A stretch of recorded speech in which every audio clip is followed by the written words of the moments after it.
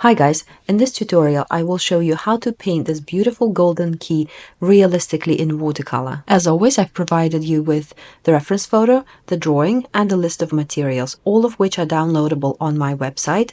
The link is below this video. And if you use this code on checkout, it becomes absolutely free. So go ahead and grab those and paint along with me. So let's take a look at our reference photo here. This is a golden key, so obviously the main colors are yellow. But when you look closely, you can see a wide range of color variation ranging from dark browns all the way to almost white. When I look at an image like this, I generally tend to mix one main color. In this case, it's kind of this honey golden yellow, and the darker color, like the browns. So for the main color, the golden yellow, I'm going for a combination of raw sienna, yellow ochre, and gamboge in my pans here. For the brown, I'll be mixing burnt umber and a little bit of Payne's gray with a touch of burnt sienna where I see the color go a little bit more orange. The highlights we're going to leave alone because, as you know, in watercolor we don't use white. We use the white of the paper for our highlights. So we're just going to leave that well alone and allow the white of the paper to shine through for the highlights. Picking brush number 5, I'm going to go around the drawing applying the darker color mix to just map out the darkest areas that I see. When we make realistic illustrations like this, it's all about matching the color accurately. So I do encourage you to play around, get to know your own pans, your own tube, whatever you have, and don't be afraid to add blues to the yellows. You'll be amazed at how rich they become and what a wide range of colors you're able to achieve. Mix in a little bit of reds and see how that lifts it to like an even more golden tone. So do play around.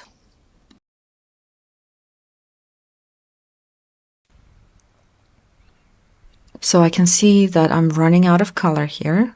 So I'm going to mix up some more of my brown, which is burnt umber, with a touch of Payne's gray and a little bit of burnt sienna to make it a little bit more red.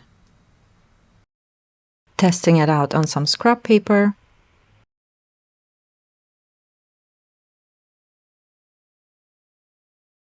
And as I work, you will see me pat my brush onto the kitchen towel here.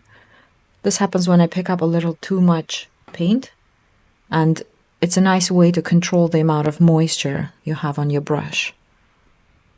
Working in this way, the brush almost becomes like a felt tip pen. If you take a closer look at this part of the highlight here, the color is almost green. So I'm going to add some Payne's gray to my yellow mix.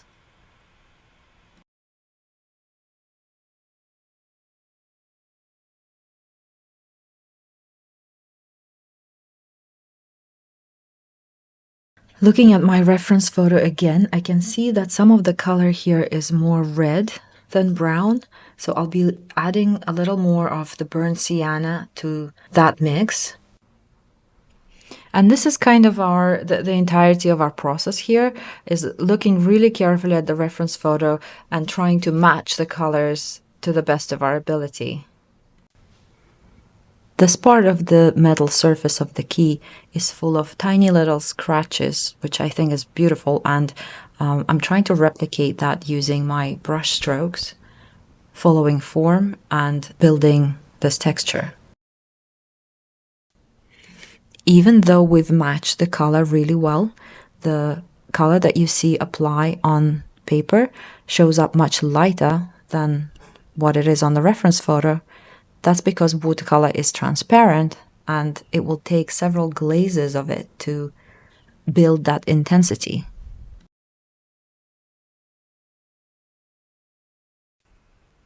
At this point, things might look a little stark and disjointed, but as we add the main yellow color to the painting, The colors will blend visually on paper and will start to look a lot more realistic.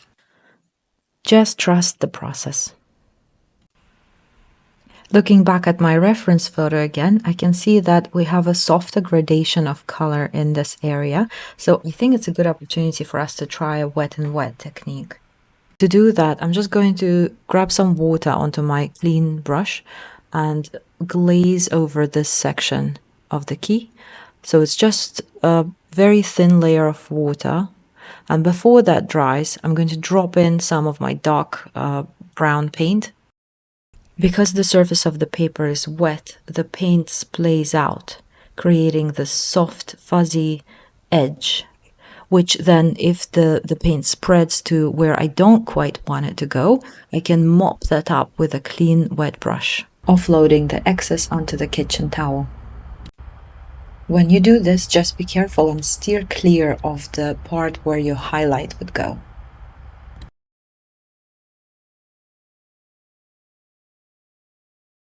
Let's have a look at the reference photo again. This part of the key is very textured, so I think I'm going to lay down the golden layer first and then stipple the texture on top of it.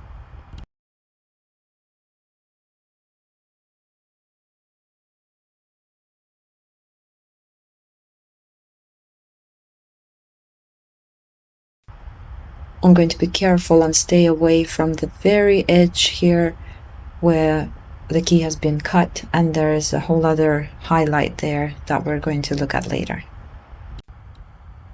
And I'm constantly looking back at my reference photo, adjusting color as I go along. I hope you guys are not bored watching this. I've sped this up a little bit. I just want you to be able to see the technique without getting too bored watching me paint. This is a labor of love, and do take your time. The more time you take, the better the result.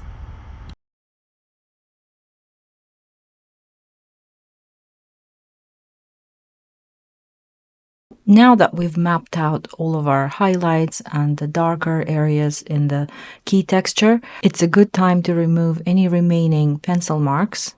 So I'm just rubbing them out. Next, I'm going to select my small brush so I can get into all these tiny details here and start building more color and more intensity. I'm going to mix my burnt sienna with a little bit of Payne's Gray to make this chestnutty brown color, and go over the middle section of the key to build that darker brown. By the way, guys, do tag me on Instagram. I love to see what you make with or without this tutorial.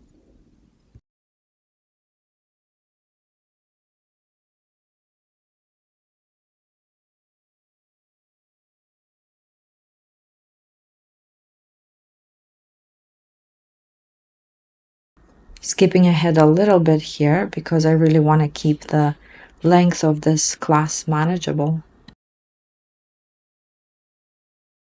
Once you've seen the general gist of the techniques that I'm using, I feel like it's just watching me doing more of the same thing. So I'm just skipping ahead. Hopefully you guys can still get the idea.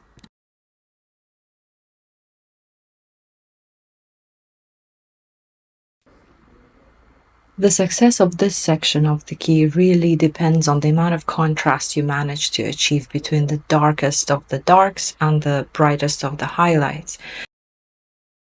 So I'm going to apply a very thin glaze of the yellow color to blend that contrast a little bit at first, and then take a step back and see what needs darkening. At that point, I'll go back in with my browns and darken all of those areas to create some more contrast. And it's this constant back and forth, always referring to your reference photo and just adjusting things. So it might not look like I'm doing much, and it does take time, but eventually you'll get there. Another tip here is to leave more of the highlight than you think you need. We can always cover that up with color later and darken it later, but it's really difficult to go in the opposite direction. Once you apply color, it stains the paper and it's really hard to bring that highlight back.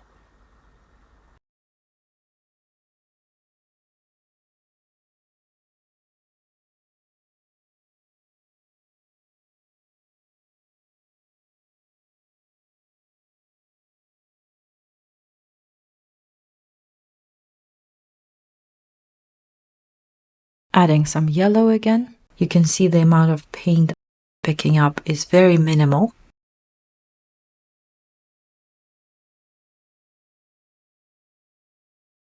I'm adding it gradually, little by little. Great. Now is a good time to call this key finished before we overwork it. And next we're moving on to the thing that will really make it jump off the paper, and that's adding shadow. To make our shadow mix, we're going to mix what's known as botanical gray. That's a mix of 3 primary colors. In our case, we've mostly been using raw sienna for yellows, Payne's gray for blues, and burnt sienna for reds. So let's mix all 3 and see what we get. The reason why we want to limit our palette like that is because if we start mixing up all different kinds of colors, the shadow will literally look like we slapped it on and it has nothing to do with the key itself. We want the colors to kind of mingle with each other and look like they come from the same family. So I'm trying these 3 colors in different proportions to see which I like best. I'll leave this up to you guys to try different colors for yourself and pick the one you like. Once I'm happy with my color, I'm going to mix a nice big puddle of it. Looking at the reference photo, I can see there's almost like 2 shadows going on. There's one more obvious, more intense cast shadow and a lighter shadow around the key. I think I'm going to concentrate on the darker one. Using my pencil, I'm just very lightly going to mark where the edges of the shadow are. The edges of the shadow are soft and the color transition there is gradual, which I think lends itself well to a wet and wet technique. So with a clean wet brush, I'm going to apply water where I want the shadow to go, coming up all the way to the edge of the key. While the paper is still wet, I'm going to start to drop in some of my paint. The camera can't see this very well, but the area where I've applied water is glistening. So while that's still wet, the paint will splay out. And all I need to do with my brush is carefully guide it to where I want it to flow. These little sections of white in the top part of the key where we have all these intricate details are not big enough for a wet and wet technique to really be used well. So I'm just going to brush my paint on here.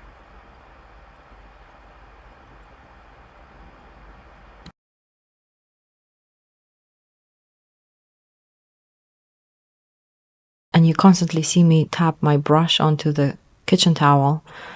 It's a great way of controlling moisture on your brush. And it's very important for this dry brushing technique to be able to control how much water you have on your brush.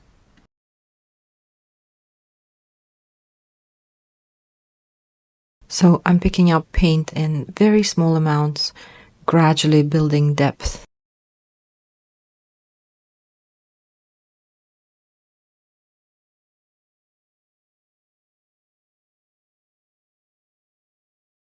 Back to our wet and wet technique here, applying water and dropping the paint in, letting it splay.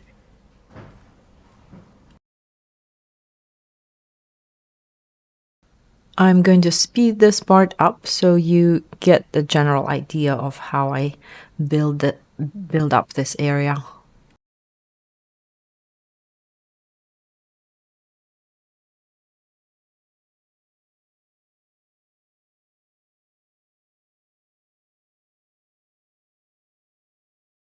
Because most of the shadow is on the left side of the key and I'm right-handed, I'm just going to flip it around and carry on with my wet and wet process.